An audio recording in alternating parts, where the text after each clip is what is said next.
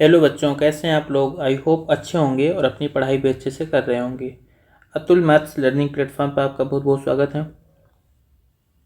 तो आपकी ये अगली क्लास कांस्टेबल जीडी एग्जामिनेशन के लिए, यानी कि जितने भी हमारे एसएससी जीडी के बच्चे हैं वो लोग इस सेशन से ज़रूर जुड़ें, क्योंकि उनको निश्चित ही यहाँ से क्वेश्चन देखने को मिलेंगे, क्योंकि ये प्रीवियस ईयर क्वेश्चन है और एसएससी जो है प्रीवियस ईयर क्वेश्चन को रिपीट करता है।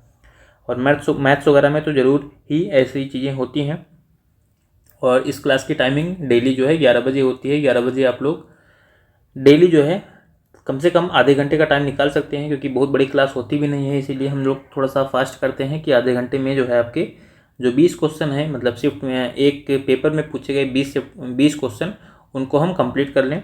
और आप उनकी तैयारी मतलब एक तरीके से प्रैक्टिस भी जो है कर लेते हो, मॉक टेस्ट टाइप का हो जाता है, आप सॉल्व कर सकते हो उसको। ठीक है, साथ में वीडियो चलते चलते जो है आप क्वेश्चन को सॉल्व भी कर सकते हो, और साथ में जो है अपना स्कोर चेक कर सकते हो कि हाँ आपका 20 क्वेश्चन अगर है मैथ का तो उसमें से कितना स्कोर आ रहा है प्रेजेंट टाइम में। ठीक है, क्योंकि जो स्कोर, ये एक बात ध्यान रखना कि एग्जाम में जो है लगभग वही स्कोर आता है जो आपका मॉक टेस्ट में आ रहा होता है। ये वाली चीज़ें जो है बिल्कुल यानी कि बिल्कुल सही होती हैं। तो थोड़ा सा आप प्रैक्टिस ये करो कि एग्जाम में जितना आप लाना चाहते हो, आपको लगता है कि हाँ इतना नंबर मुझे लाना है तभी मेरा सिलेक्शन होगा, तो उतना स्कोर आप मॉक टेस्ट में भी लेकर के आओ। अगर मॉक टेस्ट में उतना स्कोर नहीं आ रहा है तो बहुत कम चांस है कि आपका एग्जाम में जो उतना क्वेश्चन या उतना स्कोर जो है आ पाएगा।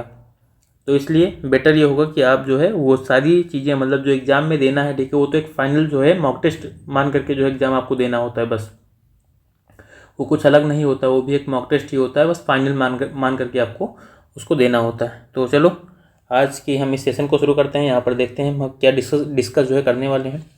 तो ये है कांस्टेबल जीडी एग्जामिनेशन किस डेट का है, 21/2/2024 को जो पेपर हुआ था शिफ्ट थर्ड में 2:30 बजे से लेकर के 3:30 बजे के बीच में। ठीक है, 2:30 से 3:30 वाला जो पेपर था उसको हम आज डिस्कस करने वाले हैं। तो चलो हम देखते हैं पहला क्वेश्चन। और अगर आप लोगों को हेल्पफुल लगता है ये वाला सेशन तो शेयर थोड़ा सा कर दिया कीजिए, मन करे तो। नहीं अगर मन है किसी का तो कोई बात नहीं, ज़बरदस्ती नहीं भाई किसी के लिए। ठीक है, आप पढ़ रहे हो बस इतना ही बहुत है। क्वेश्चन यहाँ पर है कि एक विद्यार्थी के 6 विषयों में प्राप्त औसत अंक 75 हैं। यदि उस विद्यार्थी को एक विषय में 80 अंक प्राप्त होते हैं तो शेष विषयों में प्राप्त कुल अंक कितने हैं, यह हमें बताना है। देखो 6 सब्जेक्ट में उसका कुल औसत जो है 75 है, तो कुल ये अंक कितना हो जाएगा, 6 × 75, 6×7 = 42, 6×5 = 30, मतलब 450 अंक है। 450 नंबर उसको 6 सब्जेक्ट में मिले हुए हैं। उसमें से एक सब्जेक्ट का नंबर उसका 80 है। एक सब्जेक्ट का नंबर अगर 80 है तो कह रहा है शेष 5 विषय का कुल अंक कितना है। तो 450 जो है 6 विषय का नंबर है, और एक विषय में उसे 80 नंबर मिले, इसका 80 घटा दो। अगर 80 घटाओगे उस विषय वाला तो 15 में से 8 घटेगा 7 आएगा, यहाँ पर आ जाएगा 3, मतलब 370 नंबर आएगा। और ये किसके होंगे, अगर एक विषय का नंबर 80 था तो बाकी 5 विषय में कितने मिले होंगे, उसको 370 नंबर मिले होंगे। हमें चौथे ऑप्शन में दिया गया है, यही हमारा आंसर हो जाएगा। दूसरा क्वेश्चन हमारा यहाँ पर दिया गया है, कह रहा है एक वस्तु के 40% और 50% की 2 क्रमिक छूट के बाद 204 रुपये में बेची जाती है। वस्तु का अंकित मूल्य कितना है, ये हमें बताना है। देखो जो क्रमिक छूट होती है सक्सेसिव निकालने के लिए सबसे पहले क्या करते हैं, यहाँ पर 40 और प्लस 50 और माइनस क्या हो जाएगा 40 × 50/100। ये होता है क्रमिक छूट निकालने का फार्मूला। इसको आप सॉल्व करोगे 0 0 कट जाएगा, 40 और 50 90 में से 4 पंचे 20 घटा दोगे, मतलब 70% आएगा। कहने का मतलब क्या, 70% की छूट मिल गई। 70% की छूट मिल गई तो सामान कितने रुपए में, कितने परसेंट में बेचा जाएगा, 30% में बेचा जाएगा। तो 30% का मान हमें कितना दिया गया, 204 रुपये दिया गया। यहाँ से 10% का मान निकाल लो, इसको 3 से काट देंगे, इसको भी 3 से काटेंगे, तो 3 × 18 3 × 24, मतलब 68 आ गया। 10% का मान 68, तो 100% ही क्या होता है, अंकित मूल्य हो जाएगा। यहाँ पर 100% कितना हो जाएगा, 680 रुपये। 680 रुपये आएगा, ये हमारा आंसर होगा। दूसरे ऑप्शन में हमको दिया गया है अंकित मूल्य। ठीक है, 680 रुपये यही है। अगला तीसरा क्वेश्चन है, ये समकोण त्रिभुज की सबसे लंबी भुजा 17 सेंटीमीटर की है और ऊंचाई 15 सेंटीमीटर के समकोण त्रिभुज का क्षेत्रफल कितना है, ये हमें यहाँ पर बताना है। देखो यहाँ पर अगर मान लो हम एक समकोण त्रिभुज बना लेते हैं सबसे पहले।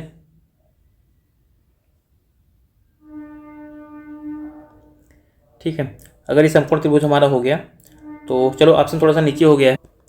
अब देखो यहाँ पर कह रहा है कि सबसे लंबी भुजा जो है कितने की, 17 सेंटीमीटर की है। सबसे लंबी भुजा मान लो ये हो गई, देखो इसका नाम रख लेते हैं, ये ए हो गया, ये बी हो गया, ये सी हो गया। ये 17 सेंटीमीटर की सबसे लंबी, 1 मिनट भाई, ठीक है, इसको मुझे करना पड़ेगा इरेज, क्योंकि ये जो है अभी सब कुछ चल रहा है वही। 1 मिनट, इसको भी डिलीट कर दो भाई, क्या चल रहा है। देखो ये हो गया ए, बी और सी। कह रहा जो सबसे लंबी भुजा है वो 17 सेंटीमीटर की है, कह रहा ऊंचाई 15 सेंटीमीटर की, ये 15 सेंटीमीटर हो जाएगा। तो हमें आधार निकालना है, ये क्या हो जाएगा, ये हो जाएगा √17 का स्क्वायर 289 माइनस 15 का स्क्वायर 225। इसको आप सॉल्व करोगे, 289 में से 225 घटाओगे 64 आएगा, 64 का वर्गमूल आता है 8, मतलब ये हो गया 8। हमसे क्षेत्रफल पूछा गया, क्षेत्रफल होता है 1/2 आधार गुणे ऊंचाई। आधार कितना है 8 हो जाएगा, ऊंचाई कितना है 15 सेंटीमीटर। इसी को सॉल्व कर लो, 2 से 8 को काटेंगे 4 आएगा, 4 को 15 से गुणा कर देंगे 60 सेंटीमीटर स्क्वायर।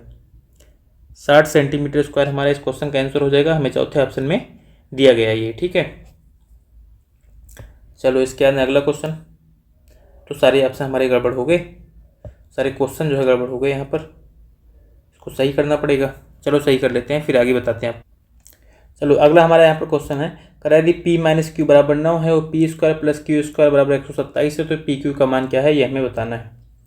देखो p माइनस क्यू बराबर 9 अगर है, तो अगर हम इसका स्क्वायर कर दें, स्क्वायर करेंगे तो क्या होगा, इसका भी स्क्वायर हो जाएगा, इधर भी स्क्वायर हो जाएगा, तो ये बनेगा p square plus Q square और माइनस 2pq बराबर 9 का स्क्वायर क्या होता है 81 हो जाएगा। देखो p स्क्वायर और प्लस क्यू स्क्वायर का मान, हमें इसका मान कितना दिया गया है 127 दिया गया, तो यहाँ पर रख लो 127 और माइनस 2pq बराबर 81 हो जाएगा। ये वाला 81 इधर ले आओ, 127 माइनस 81 बराबर हो जाएगा 2pq के, तो 2pq बराबर 7 में से 1 जाएगा 6, 12 में से 8 जाएगा 4, 46 आ गया। और pq बराबर कितना आ जाएगा, फिर 23 आ जाएगा, 2 से भाग कर देंगे, तो pq का मान कितना आएगा 23। तीसरा ऑप्शन हमारा इसका आंसर हो जाएगा। चलो भाई इसके बाद में अगला क्वेश्चन देखते हैं, पाँचवा नंबर हमारा क्वेश्चन है, करा किसी संख्या का 27% उसी संख्या के 13% से 56 अधिक है, संख्या का मान कितना है ये हमें बताना है। यानी कि कोई संख्या अगर संख्या का 27% निकालते हैं और संख्या का ही 13% निकालते हैं, दोनों के बीच में डिफरेंस कितने का आएगा 56% का। तो ऐसे परसेंटेज में डिफरेंस कितने का 27 और 13, 14% का डिफरेंस आ रहा है। यानी कि जो संख्या है, जो नंबर है, उसका जो 14% है वही 56 है, 14% है वही क्या है 56 के बराबर है। 14 से 56 को काटेंगे 4 बार में कटेगा, 4 से 100 को गुणा कर देंगे, मतलब संख्या कितनी आ गई 400 आ गई, संख्या 400 आ गई। हमसे यही पूछा गया संख्या का मान कितना है, तो संख्या कितनी हो जाएगी 400। चौथा ऑप्शन हमारा इसका आंसर हो जाएगा। ये 14 कहाँ से है, 27 और 13 का डिफरेंस है, ठीक है, क्योंकि वही कह रहा है 56 है। अगला यहाँ पर क्वेश्चन है, हमसे इसका मासा पूछा गया। देखो कभी भी अगर आपको ऐसे बटे में संख्या, मतलब सॉरी यहाँ पर जो है वर्ग जो भी है घात के रूप में संख्याएं मिले, तो इसका अगर हमें कभी भी मासा निकालना हो, देखो मासा निकालने के लिए क्या करेंगे, जो संख्या जो है यहाँ पर मतलब जिसकी घात सबसे छोटी हो, जैसे यहाँ पर 2 की घातें 3 है और 2 घातें 4 है, दोनों में छोटी घात कौन सी है 3 वाली है, 3 वाली है, इसको यहाँ पर क्या करेंगे हम रख लेंगे, यानी कि 2 घातें 3 रख लेंगे। और उसके बाद में क्या करेंगे, दूसरा वाला देखो क्या 3 घातें 5 इधर है, 3 घातें 6 इधर है, 3 घातें 5 रखेंगे, ठीक है, जो छोटी घात होगी उसको रखेंगे, यानी सीधा सा कितना होगा 2 घातें 3 और गुणे 3 घातें 5, यही क्या हो जाएगा हमारा 3 घातें 5, यही क्या हो जाएगा हमारा मासा हो जाएगा, यानी कि HCF हो जाएगा।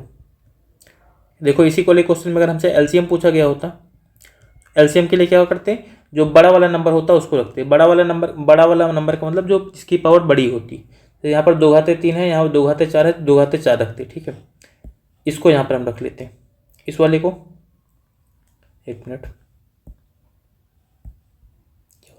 देखो इसको रख लें। उसके बाद में यहाँ पर 3 वाले में देखो 3 घातें 5 यहाँ है, 3 घातें 6 यहाँ, 6 बड़ा है, इसको रख लेते हैं, यानी कि ये हमारा क्या हो जाता है, यहाँ पर एलसीएम आ जाता है, लासा आ जाता है।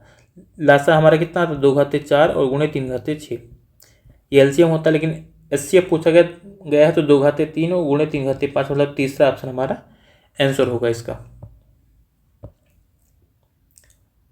अगला क्वेश्चन हमारा है 7 नंबर का, करा किसी घड़ी का वास्तविक मूल्य जो है 500 रुपये है, इसमें पहले 10% की वृद्धि की जाती है, फिर 15% की कमी की जाती है। जो घड़ी का अंतिम मूल्य कितना है, ठीक है, जो नहीं तो घड़ी का अंतिम मूल्य कितना है ये होना चाहिए। क्या हो रहा है, तो घड़ी का अंतिम मूल्य कितना है ये हमको बताना है। चलो, घड़ी का वास्तविक मूल्य 500 रुपये है, तो 500 को क्या करते हैं, पहले 10% बढ़ाते हैं। 10% का मतलब कितना हो जाएगा, ये 110% हो जाएगा। फिर जो है 15% कम करते हैं, 15% कम किया जाएगा तो कितना होगा, 100 में से 15 घटाओगे 85% हो जाएगा। इसी को चालू कर लेते हैं, बस यही क्या है, अंतिम मूल्य। ये 2 जीरो यहाँ से 2 जीरो से कट जाएगा, बाकी इसको 1 जीरो, इसका ये वाला जीरो काट देते हैं और 5 से काट देते हैं, 10 को 2 बार में आ जाएगा। 11 को 85 से गुणा कर दो, 11 अट्ठे 88, 880 आ जाएगा, 11 पचे 55। 880 में 55 अगर और जोड़ लेंगे तो ये हो जाएगा कितना, 935। यही तो बनेगा आई थिंक। बटे क्या हो जाएगा, 2। इसको डिवाइड कर लो तो फिर ये कितना आ जाएगा, 4, उसके बाद में फिर 6 और 2, फिर 5, यानी कि 462.5 यही आएगा। नहीं, 2 नहीं था, यहाँ पर 7 आ रहा था, क्योंकि यहाँ पर 2 चौको 8, उसके अंदर 13, 2 छंग 12, 1 13, 2 सत्ते 14, 1 15, 2 पंचे 10, मतलब 467.5 रुपये ये आएगा, जो कि हमें तीसरे ऑप्शन में दिया गया है, यही आंसर हो जाएगा। ठीक है, तो एक बार जो है 10% की वृद्धि तो 100 में 10 जोड़ोगे 110%, 15% की कमी तो 100 में से 15 घटाओगे 85%। यही 2 बार कर दो बस। 8वां क्वेश्चन हमारा यहाँ पर बोला गया, करा सीमा एक काम को 120 दिनों में पूरा कर सकती है, अंजलि उसी काम को 144 दिनों में पूरा कर सकती है और सोनिया जो है उसी काम को 180 दिनों में पूरा कर सकती है। यदि वे तीनों उस काम को एक साथ मिलकर के करते हैं और उन्हें 3300 रुपये को भुगतान किया जाता है, तो भुगतान में से अंजलि का हिस्सा कितना है ये हमें बताना है। देखो, यहाँ पर सबसे पहले सीमा के बारे में बोला गया है। सीमा जो है काम को 120 दिन में कर पाती है, अंजलि जो है एक काम को 144 दिन में कर पाती है और सोनिया जो है, SO लिख लेते हैं इसको हम, ये काम को 180 दिन में कर पाती है। तो इनका हमें यहाँ पर निकालना पड़ेगा LCM। 144, 120 और 180, इन तीनों का हमको यहाँ पर जो है LCM निकालना पड़ेगा। तो अगर LCM इनका निकालोगे तो LCM कितना आ जाएगा, 720 आएगा, क्योंकि टाइम एंड वर्क का क्वेश्चन है। अब अगर हमारा LCM 120 आ गया, सॉरी 720 आ गया, तो सोनिया की क्षमता निकाल लो। 720 को 120 से भाग करोगे 12 छंग 72 आता है, 6 आ जाएगा। अंजलि की क्षमता, इसको 144 को 5 से गुणा करने पर 720 आता है, ठीक है, तो ये कितना आ जाएगा, 5 आ जाएगा। 18 चौक 72 आता है, सोनिया की जो क्षमता है वो 4 आ जाएगी। अब यहाँ पर जो भी पैसा मिलता है, जिस अनुपात में इनकी क्षमता होती है उसी अनुपात में इनको पैसा भी दिया जाता है। कह 3300 में से अंजलि का हिस्सा बताना है, तो पहले 3300 रुपये को इन तीनों की क्षमता से भाग कर दो। तीनों की क्षमता कितनी है, 6, 5, 11 और 4 15, 15 से भाग करना पड़ेगा। और अंजलि का हिस्सा पूछा गया, अंजलि का हिस्सा कितना है, 5, तो इस 5 से गुणा कर लो, अंजलि वाले से गुणा कर दो बस। तो 5 या 15 और 3 से 3300 को भाग करेंगे तो आएगा 1100, मतलब अंजलि का हिस्सा कितना हो जाएगा 1100 रुपये। पहला ऑप्शन जो है ये आंसर हो जाएगा। ठीक है, अगला हमारा क्वेश्चन है 9 नंबर का। यहाँ पर हमसे बोला गया है, एक मिश्रण में अम्ल और पानी का अनुपात 7:4 है। यदि इसमें 2 लीटर पानी और मिला दिया जाए तो अम्ल और पानी का अनुपात 7:5 हो जाएगा। मिश्रण में अम्ल की मात्रा कितनी है ये हमें बताना है। देखो, जो यहाँ पर अम्ल और पानी के बारे में बोला जा रहा है, यानी कि यहाँ पर कोई मिश्रण है उसमें अम्ल है और पानी है, इसका अनुपात हमें दिया गया, अम्ल और पानी का अनुपात 7:4 है। इसमें क्या कर रहा है, इसमें जो है 2 लीटर पानी और मिला रहा है, पानी की तरफ इधर 2 लीटर और बढ़ जाएगा, 2 लीटर पानी मिलाया जाएगा, तो इससे जो अनुपात होगा, अनुपात कितना बन जाएगा, अनुपात बन जाएगा 7:5 का, 7:5 का अनुपात हो जाएगा। अब देखो यहाँ पर जो है अम्ल में तो कोई चेंज आ नहीं रहा है, तो अम्ल तो वैसे भी ना तो अम्ल को मिलाया जा रहा है ना निकाला जा रहा है, तो वो तो वैसे रहेगा, बस केवल जो चेंज आएगा वो पानी में ही आएगा। और पानी में यहाँ पर 4 से क्या हो रहा है, 5 हो रहा है, मतलब 1 की वृद्धि हो रही है, 1 की वृद्धि हो रही है। यहाँ पर कराया 2 लीटर, मतलब इसे 1 यूनिट का मान क्या हो गया, 2 लीटर के बराबर हो गया। 1 यूनिट का मान किसके बराबर हो गया, 2 लीटर के बराबर हो गया। तो हमसे पूछा गया मिश्रण में अम्ल की मात्रा, अम्ल की मात्रा कितनी है, 7 यूनिट है दोनों तरह, दोनों जगह। तो 1 यूनिट का मान 2 लीटर है, तो 7 यूनिट का मान कितना आ जाएगा, 14 लीटर, यानी कि जो अम्ल है वो कितना है, 14 लीटर है। यही हमारा आंसर होगा, दूसरा ऑप्शन। ठीक है, इसके बाद में अगला क्वेश्चन 10 नंबर का। ये वाला हमारा क्वेश्चन है, करा एक कुर्सी का अंकित मूल्य उसके क्रय मूल्य से 10% अधिक है। यदि 11 रुपये की छूट देने के बाद कुर्सी 132 रुपये में बेची जाती है तो लाभ प्रतिशत कितना है, ये हमें बताना है। देखो कुर्सी का जो अंकित मूल्य, यानी कि यहाँ पर जो अंकित मूल्य एमपी की बात कर रहा है, जो सीपी की बात कर रहा है, क्रय मूल्य से 10% ज़्यादा है अंकित मूल्य, यानी क्रय मूल्य अगर 10x होगा तो अंकित मूल्य कितना हो जाएगा 11x। अब कह रहा है जो है छूट किस पर देते हैं, अंकित मूल्य पर, मतलब 11x में से 11 रुपये घटाएंगे, 11 रुपये की छूट देंगे तो कुर्सी का विक्रय मूल्य मिलेगा, और ये कितना है 132 रुपये है। 132 के बराबर कर दो तो यहाँ से 11x बराबर कितना हो जाएगा, 132 में 11 और जोड़ लेंगे तो ये हो जाएगा 143। यहाँ से x का मान निकालेंगे तो 11 के 11 और 11 3 33, मतलब x का मान कितना आ गया 13 आ गया। हमसे पूछा गया लाभ प्रतिशत कितना है, ये हमें बताना है। देखो ये तो 132 जो है ये क्या है विक्रय मूल्य, 132 रुपये विक्रय मूल्य है, और क्रय मूल्य कितना होगा x का मान 13, तो ये जो है CP कितना होगा 13 दाम में 130, यानी 130 रुपये क्रय मूल्य है, 132 रुपये विक्रय मूल्य है, तो 2 रुपये का फायदा हो रहा है, 2 रुपये का फायदा हो रहा है 130 रुपये पर। तो परसेंट में चेंज करना है तो फिर 100 से गुणा कर लो, यही क्या हो जाएगा परसेंटेज प्रॉफिट हो जाएगा। ठीक है, इसको सॉल्व करेंगे हम तो 0 से 0 कट जाएगा, ऊपर आ गया 20/13। 20/13 को सॉल्व करेंगे, 13 के 13 7 20 तो 13 25 65 और 5 बचेगा, फिर 13 3 39, मतलब 1.53%। 1.53% हमें चौथे ऑप्शन में दिया गया है, यही हमारा आंसर हो जाएगा। अगला क्वेश्चन है 11 नंबर का। यहाँ पर कह रहा है कि यदि एक पंखे का विक्रय मूल्य 306 रुपये है और हानि प्रतिशत जो है 32% है तो पंखे का क्रय मूल्य कितना है। अगर 100% जो है सीपी रहा होगा, सीपी जो है ये अगर 100% रहा होगा और 32% का लॉस हो गया, लॉस जो है वो कितना दिया गया 32% दिया गया है, 32% दिया गया, तो सेलिंग प्राइस कितना आएगा एसपी कितना आएगा, 100 में से 32 घटा दो मतलब 68% आएगा, और इसी 68% का मान हमें कितना दिया गया 306 दिया गया। तो हमसे क्रय मूल्य पूछा गया, मतलब हमें 100% निकालना है, इसी 68% को जो है 100% बनाना है। 17 से भाग करते हैं पहले इसको, तो हमें मिल जाएगा 4, फिर 4 को 25 से गुणा कर लेंगे बस।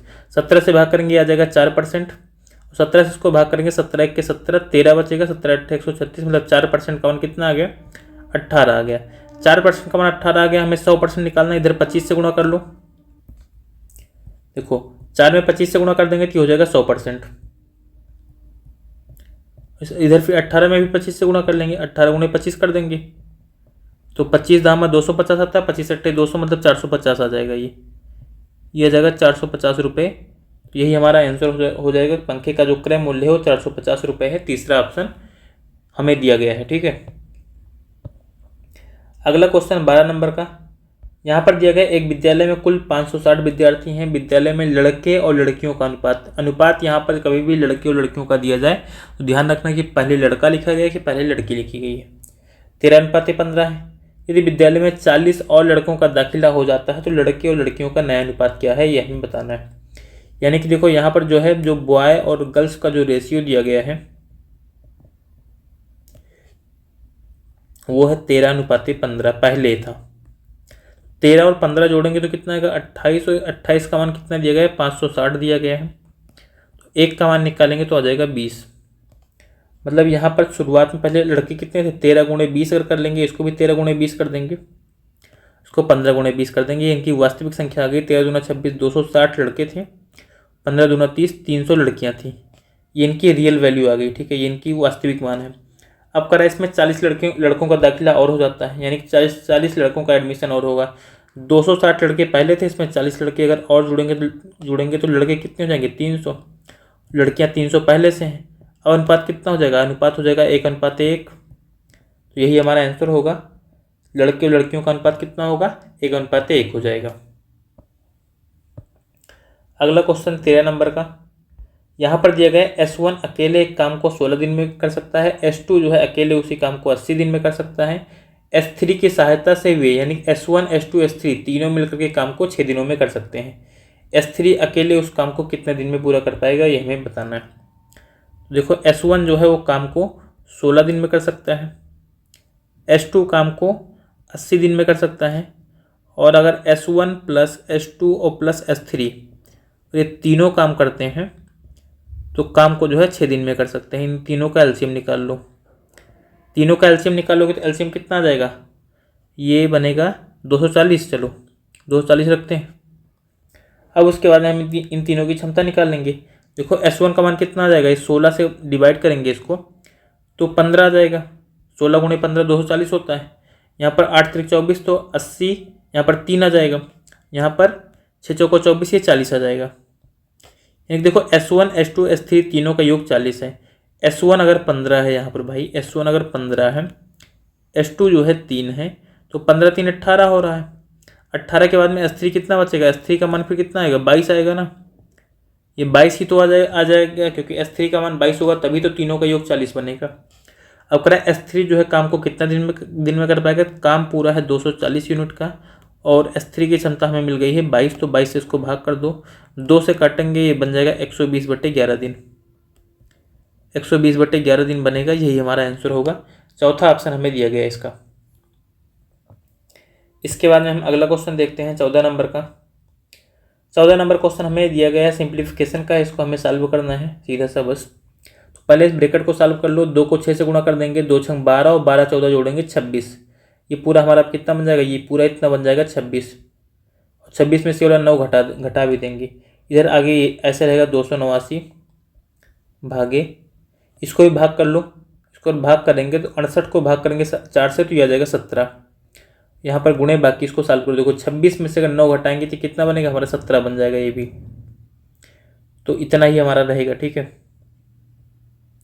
अब 17 को गुणा करेंगे तो ये बन जाएगा 289। 289 बाहर भी भागे है, फिर भाग, फिर 17 गुणे 17, ये भी 289 बनेगा। 289 को 289 से भाग करोगे तो कितना आएगा, 1 आएगा। चौथा ऑप्शन हमारा इसका आंसर हो जाएगा। अगला क्वेश्चन 15 नंबर का। यहाँ पर दिया गया है एक निश्चित धनराशि पर 13% की वार्षिक दर से 5 वर्षों में 2275 रुपये साधारण ब्याज प्राप्त होता है। धनराशि कितनी है, ये हमें बताना है। तो धनराशि हम मान लेते हैं P जो है मूलधन है, और दर यहाँ पर 13% की दी गई है। समय है 5 वर्ष, और बट्टे हो जाएगा 100। इससे हमें जो ब्याज मिलती है वो 2275 रुपये मिलती है। इसी के बराबर कर दो। इसको ज़रा सॉल्व कर लो। 5 से इसको सबसे पहले काट देंगे। 5 से काटेंगे तो 5 चौक 20 और 2 22, 55 25 2 27 और 55 25 मतलब 455 आ गया। 13 से भी इसको काट दो तो 13 3 39 और 6 35, 13 25 65 मतलब 35 आ गया। 35 से 100 को गुणा करवा लो बस, तो P बराबर आ जाएगा 35 गुणे 100 मतलब 3500। मूलधन कितना है, 3500 रुपये है। तीसरा ऑप्शन आंसर हो जाएगा इसका। इसके बाद में अगला 16 नंबर का क्वेश्चन। 16 नंबर क्वेश्चन हमसे बोला गया है, करा 1000 रुपये पर 2 वर्ष के लिए प्राप्त चक्रवृद्धि ब्याज अर्धवार्षिक रूप से संयोजित हो रहा है, तो 464.1 रुपये है। वार्षिक ब्याज की दर कितनी है, ये हमें बताना है। कभी भी अगर आपको टाइम और A और P दिया गया हो चक्रवृद्धि ब्याज में, तो हमें रेट निकालने के लिए A और P का रेशियो निकालना पड़ेगा। मतलब प्रिंसिपल जो मूलधन है वो कितना है, 1000 रुपये है, और अमाउंट कितना बन रहा है, देखो इतना रुपये तो केवल ब्याज है। ब्याज के साथ में मूलधन जोड़ेंगे तो हमें मिश्रधन मिलेगा। 1000 इसमें जोड़ लो, ये हो जाएगा 1464.1। अनुपात निकालना, देखो दोनों तरफ 10 से गुणा कर लो जिससे कि दशमलव हट जाए। 10 से गुणा कर देंगे तो ये हो जाएगा 10,000। यहाँ पर बन जाएगा 14,641। तो कितना टाइम देखो कितना दिया गया, 2 वर्ष, लेकिन अर्धवार्षिक रूप से संयोजित हो रहा है। तो कितना बार संयोजित होगा, 4 बार ब्याज जो है संयोजित होगा। अगर ब्याज जो है 4 बार संयोजित होगा तो हमें अब यहाँ पर जो है इस अनुपात को ऐसे सॉल्व करना है कि इनकी पावर जो है 4 बन जाए। देखो हमें सीधा सा दिख रहा है, ये जो 1000 लिखा गया है, तो 10,000 जो लिखा गया ये होता है 10 की घाते 4, और जो 14,641 लिखा गया ये 11 की घाते 4 होता है। इसका मतलब हमें इंडिकेशन मिल गया कि ये 1 साल में कितना हो रहा है। ये तो जब पहली बार संयोजित होता है तब कितना होगा, पहली बार संयोजन में 10 से कितना बनेगा, 11 रुपये बनेगा। कितना बनेगा, 10 रुपये से 11 रुपये बनेगा पहले संयोजन में। तो 10 रुपये पर 11 रुपये बनेगा, यानी कि 1 रुपये की ब्याज मिलेगी 10 रुपये पर। और परसेंट में चेंज करना तो फिर 100 से गुणा कर लो। ये ब्याज दर कौन सी है कि यहाँ पर 4 बार संयोजित हो रहा है, तो अर्धवार्षिक रूप से संयोजित होता है तब 4 बार संयोजित होता है। अगर ये वार्षिक रूप से संयोजित होता है, यानी कि हमें 1 साल की ब्याज निकालनी है। जो ब्याज हमें ब्याज दर मिल रही है, हाफ ईयरली ब्याज दर मिल रही है, हाफ ईयरली मिल रही है। अगर हमें इसको ईयरली में चेंज करना है तो फिर 2 से गुणा करना पड़ेगा। चलो पहले सॉल्व कर लेते हैं। 10 आ जाएगा, यानी कि आएगा 10%। 10% क्या है, हाफ ईयरली है। अगर हमें ईयरली निकालना है, ईयरली ब्याज दर निकालनी तो क्या होगा, 10 को 2 से गुणा कर दो 20%, क्योंकि एक साल में कितनी होती है, 2 छमाही होती है, तो 20%। तो दूसरा ऑप्शन हमारा आंसर हो जाएगा। चलो अगला हमारा क्वेश्चन है 17 नंबर। यहाँ पर दिया गया टी यू वी का औसत 42 kg है। यदि टी और यू का औसत भार 40 किलोग्राम है तो यू और वी का औसत भार 36 किलोग्राम है, तो यू का भार कितना है, यह हमें बताना है। देखो टी यू और वी का औसत भार अगर 42 किलोग्राम दिया गया है, इन तीनों का योग निकाल लेते हैं। टी यू और वी का अगर हम योग निकालेंगे तो ये एक मतलब औसत अगर तीन लोगों का 42 दिया गया तो इनका योग कितना होगा, 3 गुणे 42, 3 गुणे 42 करेंगे 3 चौक 12, 3 दूनी 6, मतलब 126 किलोग्राम आ जाएगा। उसके बाद में हमें आगे दिया गया है, यहाँ पर करा टी और यू का जो औसत भार है वो 40 किलोग्राम है। अगर दो लोगों का टी और यू इनका औसत भार 40 है, दोनों का योग कितना हो जाएगा, 80 किलोग्राम हो जाएगा। ऐसे आगे दिया गया यू और वी का औसत भार 36 है, तो यू और वी का अगर हम योग निकालेंगे तो 36 दूना 72 किलोग्राम आ जाएगा, ये 72 kg हो जाएगा। अगर अब यहाँ पर हम इन दोनों को जोड़ लें, ठीक है, ये जो टी यू और यू वी का दिया गया है इसको अगर हम जोड़ लेते हैं तो देखो यहाँ पर क्या होगा, टी और यू और वी आ जाएगा। इस वाले यू को हम सबसे पीछे लिख देंगे, इस वाले यू को सबसे पीछे लिखेंगे तो यह आएगा T plus U plus V और प्लस लास्ट में यहाँ पर यू और है, बराबर 80 और 72 जोड़ेंगे तो हो जाएगा 152 किलोग्राम। अब देखो हमें टी यू और बी का मान 126 पता है, इसकी जगह पर 126 रख लो। यहाँ पर अगर 126 रखेंगे तो हो जाएगा 126 प्लस यू बराबर हो जाएगा 152, और यहाँ से हमें u का मान निकालना तो इसको निकाल लेंगे, 152 माइनस 126 कर देंगे। यहाँ से हमें u का भार कितना मिल जाएगा, 26 किलोग्राम मिल जाएगा, यही आंसर होगा। हमसे u का ही भार पूछा गया था, तो u का भार 26 किलोग्राम तीसरे ऑप्शन में हमको दिया गया है। इसके बाद में अगला क्वेश्चन देखते हैं 18 नंबर का। 18 नंबर क्वेश्चन हमारा यहाँ पर जो है दिया गया है, कहा निम्नलिखित में से कौन संख्या 11 से विभाज्य है। तो 11 से विभाज्य अगर हमें संख्या बतानी है तो 11 से विभाज्यता का नियम होता है कि अल्टरनेट अगर मान लो कोई भी नंबर, जैसे यहाँ पर 91 64 का चेक करना है तो 9 और 6 को जोड़ लो और 1 और 4 को जोड़ लो, फिर दोनों को घटा दो। घटाने के बाद अगर जो है संख्या जो आर मिल रही है वो 11 से कट रही है तो संख्या विभाज्य होगी 11 से, नहीं तो नहीं। यहाँ पर देखो जोड़ेंगे 9 6 15 और 4 1 5, 15 में से 5 घटाएंगे 10 आएगा, तो ये नहीं कटेगा 11 से। दूसरा देखेंगे 6 8 14 और 9 5 14, 14 में से 14 घटाएंगे 0 आता है, 0 11 से कट जाता है, तो यही हमारा आंसर हो जाएगा दूसरा ऑप्शन, क्योंकि हमसे विभाज्य पूछा गया है। आगे भी चेक कर लेते हैं, देखो 4 5 9 और 8 7 15, 9 में से 15 घटाएंगे 6 आएगा, ये भी नहीं कटेगा। उसके बाद में यहाँ पर 8 से 14 और 9 2 11, 14 और 11 का डिफरेंस 3 आता है, ये भी नहीं कटेगा हमारा, तो केवल दूसरा ऑप्शन इसका आंसर हो जाएगा। ठीक है, 6589। यहाँ पर हमने 6 और 8 को जोड़ा है तो 14 होगा, 9 और 5 जोड़ेंगे तब भी 14 आएगा। इसके बाद में अगला हमारा क्वेश्चन है 19 नंबर का। 19 नंबर क्वेश्चन हमारा यहाँ पर दिया गया है, दो लड़के जो है एक 900 मीटर लंबे पुल के विपरीत छोर ऊपर जो है खड़े हैं। यदि वे क्रमशः 10 मीटर प्रति मिनट और 8 मीटर प्रति मिनट की चाल से एक दूसरे की ओर चलते हैं तो वे एक दूसरे से कितने समय में मिलेंगे, ये हमें बताना है। सबसे पहले एक पुल हो जाएगा, मान लो दो लड़के हैं, एक ए है एक बी है। इन दो पुलों के बीच की दूरी जो है 900 मीटर दी गई है। कह रहा है एक जो है 10 मीटर प्रति मिनट की चाल से जो है चलता है और दूसरा इसकी तरफ 8 मीटर प्रति मिनट की चाल से वो आता है। और अगर दोनों एक दूसरे की तरफ चल रहे हैं तो कितने समय में मिल जाएंगे। देखो दूरी इनके बीच की 900 मीटर की है, एक दूसरे की तरफ आ रहे हैं तो इन दोनों को जोड़ लेंगे, 10 और 8 18 मीटर पर मिनट की स्पीड से चलेंगे, तो 18 से 900 को काटेंगे, 18 पंचे 90, मतलब 50 मिनट हमारा आंसर आ जाएगा। 50 मिनट हमारा यहाँ पर आंसर आएगा, जो कि हमें पहले ऑप्शन में दिया गया है। ठीक है, चलो अगला क्वेश्चन है। अगला हमारा 20 नंबर का क्वेश्चन है। यहाँ पर करा एक वस्तु के क्रय मूल्य और विक्रय मूल्य के बीच 120 रुपये का अंतर है। यदि लाभ प्रतिशत 10% है तो विक्रय मूल्य क्या है, ये हमें बताना है। देखो क्रय मूल्य और विक्रय मूल्य के बीच जो अंतर होता है उसे ही लाभ कहते हैं, और लाभ प्रतिशत में भी दिया गया है 10%, मतलब ये 10% है, इसी का मान क्या होगा, 120 रुपये के बराबर होगा, क्योंकि क्रय मूल्य और विक्रय मूल्य के बीच का अंतर ही लाभ होता है, और लाभ परसेंटेज में भी दिया गया 10% का मान 120 हो गया। हमसे पूछा गया है विक्रय मूल्य। देखो क्रय मूल्य जो होता है वो 100% होता है, अगर 100% क्रय मूल्य है और 10% का लाभ हो रहा है तो विक्रय मूल्य जो है एसपी कितना हो जाएगा, 110% हो जाएगा। और 10% का मान 120 है। 110% का मान निकालने के लिए दोनों तरफ क्या करेंगे, 11 से गुणा कर देंगे। इसमें अगर आप 11 से गुणा करोगे, 10 में 11 से गुणा करोगे तो 120 में भी 11 से गुणा हो जाएगा। इधर बनेगा 110% जो कि हमारा CP है, और 12 को 11 से गुणा करेंगे तो आ जाएगा 132 और एक जीरो और लग जाएगा, मतलब 1320 रुपये। 1320 रुपये हमें पहले ऑप्शन में दिया गया है, तो यही इसका आंसर हो जाएगा। ठीक है, तो ये 20 नंबर का क्वेश्चन था जो कि आपका लास्ट क्वेश्चन है, जो कि हर सेट में जो है हमारे 20 नंबर के मतलब 20 क्वेश्चन है पूछे जाते हैं एग्जाम में, तो वही 20 क्वेश्चन इस टाइम पे हम लोग डिस्कस कर रहे हैं। तो आई होप ये जो पूरा लेक्चर था आप लोगों को पसंद आया होगा। ठीक है, आप लोगों ने अच्छे से एंजॉय किया होगा, क्वेश्चन को सॉल्व किया होगा। ठीक है, कुछ ना कुछ जरूर सीखा होगा पूरे सेशन में। और अगर सेशन आप लोगों को अच्छा लग रहा है तो इसको शेयर जरूर कीजिए। कम से कम शेयर करने से आप लोगों के किसी की हेल्प जरूर है हो जाएगी, मतलब जो बच्चे तैयारी कर रहे हैं जिनको इसकी ज़रूरत है उनके पास तक ये सेशन पहुंच जाएगा। और बाकी आप लोग जो है, टाइम बहुत कम बचा है एग्ज़ाम के लिए, तो तैयारी जो है लगातार करते रहिए। जितनी भी मतलब कर सकते हो या जितनी मेहनत कर सकते हो तैयारी के लिए उतना कर लो, क्योंकि दोबारा जो है टाइम नहीं मिलता है अगर एक बार निकल जाता है हाथ से तो। ठीक है, तो चलो आज के सेशन को हम यहीं पर एंड करते हैं। Thank you and all the best.